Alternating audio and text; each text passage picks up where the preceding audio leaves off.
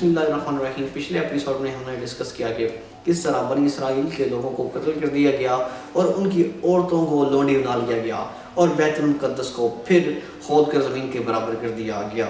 लेकिन आज के एपिसोड में हम जानेंगे कि किस तरह बनी इसराइल दोबारा इकट्ठे हुए और उन्होंने यूनानी और शामी फ़ौज का मुकाबला किया और दोबारा से बैतुल मुक़द्दस की तामीर की।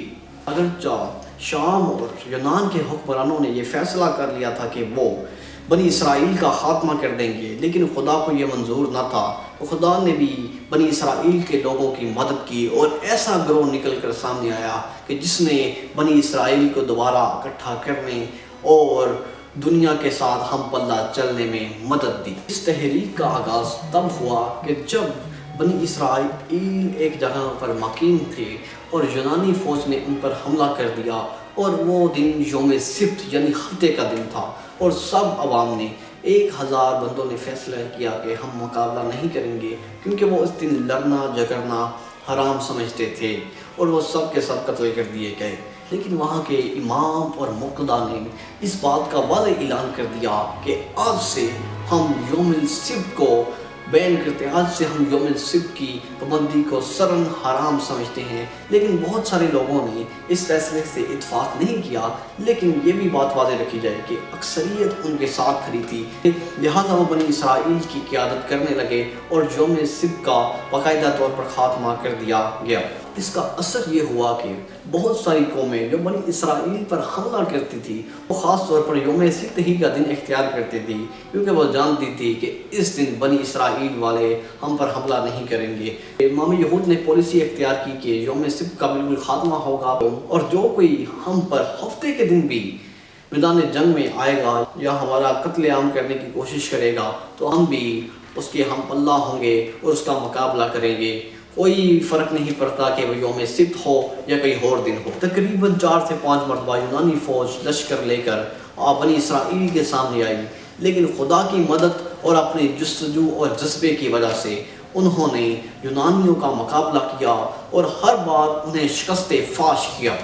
उन 4 जंगों में से एक जंग का अहवाल ये है कि बनी इसराइल के बहादुर सिर्फ 3000 बाकी रह गए थे, लेकिन इस कम तादाद ने भी उनका हौसला न तोड़ा, बल्कि शामी व यूनानी सिपाहियों से भी वो हम पल्ला लड़े, खून के दरिया में तैराकी का जौहर दिखाने लगे। थोड़ी ही देर की लड़ाई में यूनानियों के हवास जाते रहे और कमाल बदहवासी व बदनज़मी के साथ वो मैदान जंग से भाग गए। इसके बाद मोहब्बत इलाही तामीर करने का इंतज़ार किया, मगर बैतुल मुक़द्दस के यूनानी किले में अभी तक यूनानी फ़ौज मौजूद थी, इसलिए कि यहूद को अपने बहादुर सिपाहियों की एक जमात को इस खिदमत पर मामूर करना पड़ा कि हर वक्त तैयार रहे कि अगर यूनानी वहाँ से बाहर निकलें तो उनका खात्मा किया जाए।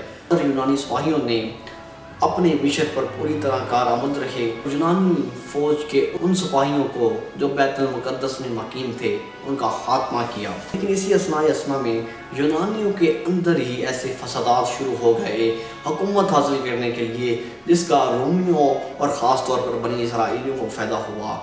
यूनान की हुकूमत 2 हरीफों में तकसीम हो चुकी थी और दोनों ही कोशिश कर रहे थे कि किसी न किसी तरह पूरे यूनानी हुकूमत और तहजीब पर अपना काबू पा लें, और दोनों ही कोशिश कर रहे थे कि बनी इसराइल वाले किसी एक के साथ या उनके साथ खड़े हों।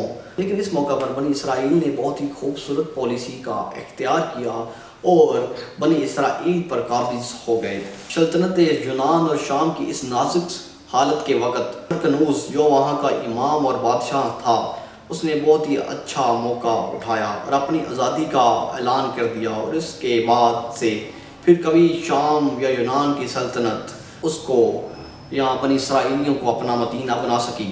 इसके साथ साथ उसने रोम में भी अपना सफ़ीर भेजा कि ताकि वो रोम के साथ बेहतरीन ताल्लुकात का आगाज़ कर सके।